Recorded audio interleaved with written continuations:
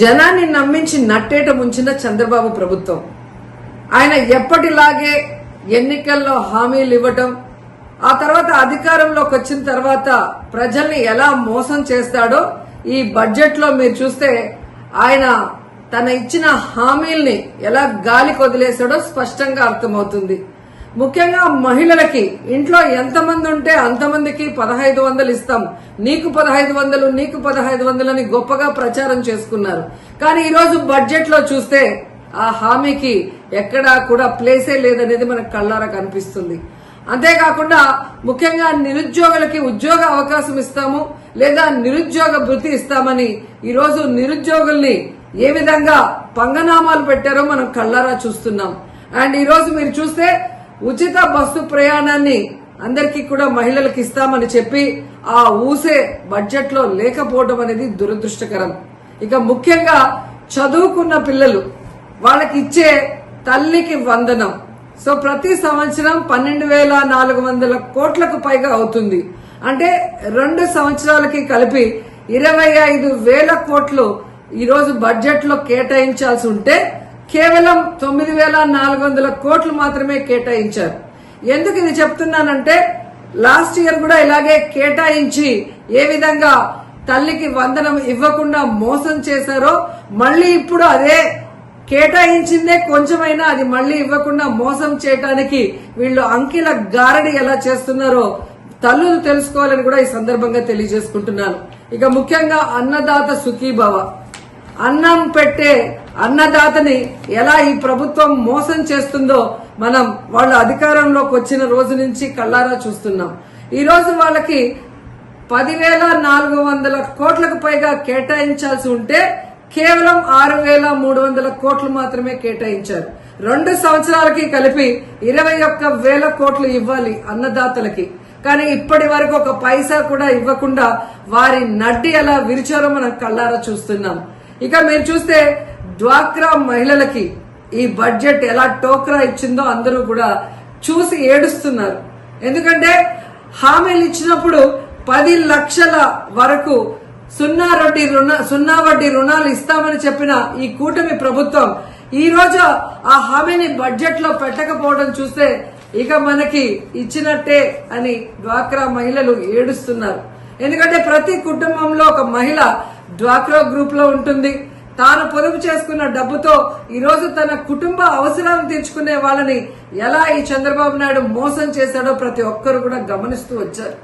And ముఖ్యంగా ఈ రోజు మీరు చూస్తే పయ్యావుల కేశవ్ గారు మన ఆర్థిక మంత్రి, ఒక రాష్ట్ర బడ్జెట్ అంటే రాష్ట్ర ప్రగతికి మూలం. అలాంటి బడ్జెట్ ని ఏ విధంగా పాజిటివ్ నోట్ తో ఇంట్రడ్యూస్ చేయాల్సింది పోయి ఒక నెగటివ్ నోట్ తో ఆయన ఇంట్రడ్యూస్ చేయడం చూస్తుంటే ఈ రాష్ట్ర ప్రభుత్వం కూటమి ప్రభుత్వం ఏ విధంగా ప్రతికూల ధోరణితో ముందుకు వెళ్తుందో మనం అర్థం చేసుకోవాలి. ఎందుకంటే ఆర్థిక మంత్రి తన ప్రసంగంలో నీతి ఆయోగ్ చెప్పినట్టు రాష్ట్ర రుణ పరిమితి 0గా మారింది అన్నారు. మరి అదే మంత్రి ముగుస్తున్న ఆర్థిక సంవత్సరానికి 1,00,000 కోట్ల అప్పులు చేశాము, ప్రస్తుత ప్రవేశపెట్టిన ఈ బడ్జెట్ అంచనాల మేరకు ఇంకా 75,000 పైచిలుకు కోట్ల రూపాయలని అప్పులు చేయబోతున్నామని ఎలా ధైర్యంగా చెప్పారో ఆయన ఈ రాష్ట్ర ప్రజలకు చెప్పాల్సిన అవసరం ఉందని కూడా ఈ సందర్భంగా తెలియజేసుకుంటున్నాను. ముఖ్యంగా మన రాష్ట్రంని ఈరోజు మీరు చూస్తే హిరోషిమా నాగసాకితో రాష్ట్రాన్ని పోలిస్తే ఎవరైనా పెట్టుబడులు ఈ రాష్ట్రానికి వస్తారా?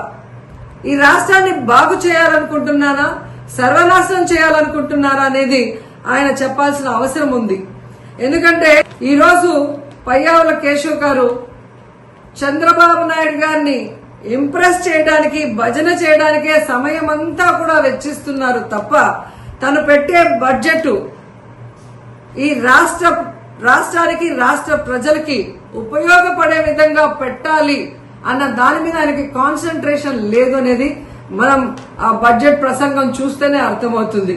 వాళ్ళ అధికారంలోకి వచ్చి 9 సంవత్సరాలు అవుతున్నా ఇంకా జగన్మోహన్ రెడ్డి గారి మీద దుమ్మెత్తి పోయటం, అబద్దాలు చెప్పడం తప్ప మేము అధికారంలోకి వచ్చాక ఏం చెప్పాం, ఏం చేస్తున్నాం, దానికి ఎంత బడ్జెట్ కేటాయించాము అని చెప్పకపోవడం సిగ్గు చేయడానికి కూడా ఈ సందర్భంగా తెలియజేసుకుంటున్నాను.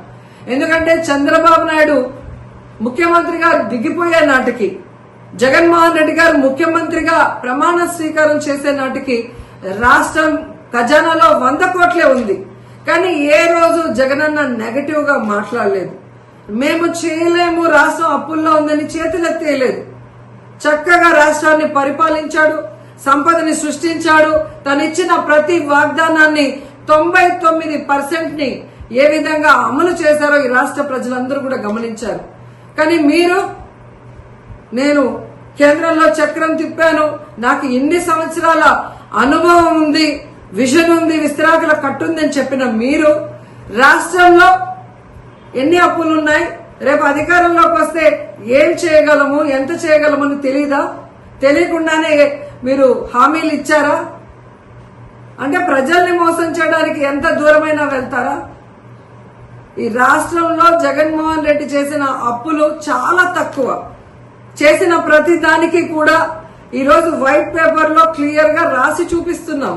అన్ని కూడా మీకు కళ్ళ ముందే కనిపిస్తుంది. కానీ మీరు చేసిన అప్పులకి లెక్క లేదు, పక్కా లేదు. ఇచ్చిన హామీల్ని గాలికి వదిలేస్తారు.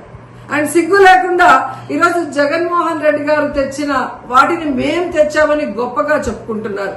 ఈ ప్రసంగంలో మీరు చూస్తే పోలవరానికి 12,157 కోట్లు సాధించామని గొప్పగా చెప్పుకుంటున్నారు.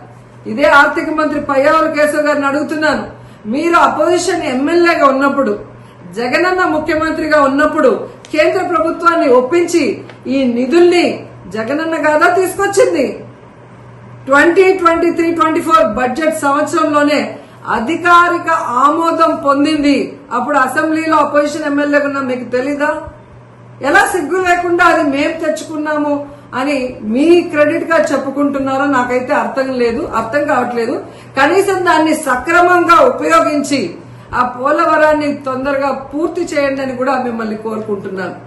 అండ్ ముఖ్యంగా అమరావతి సెల్ఫ్ ప్రాజెక్ట్ గా నిరూపించుకున్నదని చెబుతూనే ప్రపంచ బ్యాంకు, ఆసియా డెవలప్మెంట్ బ్యాంకు నుంచి మేము అప్పులు తీసుకొస్తామని ప్రకటించడం ఏంటో, దీన్ని సెల్ఫ్ ప్రాజెక్ట్ గా ఎలా చెప్పగలరు? ఈ రాష్ట్ర సాయం అవసరం లేదంటూనే రాష్ట్ర బడ్జెట్ లో దాదాపుగా 6,000 కోట్లని కేటాయించారు. ఈరోజు మీరు ప్రవేశపెట్టిన దాంట్లోనే మనం చూస్తే, అంటే ఎవరిని మోసం చేయాలని? కేంద్ర ప్రభుత్వం కట్టాల్సిన అమరావతిని ఈరోజు అప్పులు చేసి కట్టడం ఎందుకు? ఈ రాష్ట్ర ప్రజల్ని ముంచేయడం ఎందుకు? ఈ రాష్ట్రాన్ని నాశనం చేయడం ఎందుకు నేను ప్రశ్నిస్తున్నాను. సో ప్రజలు గమనిస్తున్నారు, మాకు అనుభవం ఉంది, ఓటేయండి, మీకు అది చేస్తాం ఇది చేస్తామని ఈరోజు అన్ని వర్గాల వారిని, మహిళల్ని, నిరుద్యోగుల్ని, రైతుల్ని, విద్యార్థుల్ని, తల్లుల్ని ఏ విధంగా మోసం చేశారో ఈ రాష్ట్ర ప్రజలు గమనిస్తున్నారు. ఇంతవరకు అమాయక ప్రజల్ని మోసం చేయడమే కాకుండా ఈరోజు చదువుకున్న వాళ్ళని కూడా అంకెల గారడితో ఎలా మోసం చేస్తూ మీరు దాచుకుంటున్నారో కూడా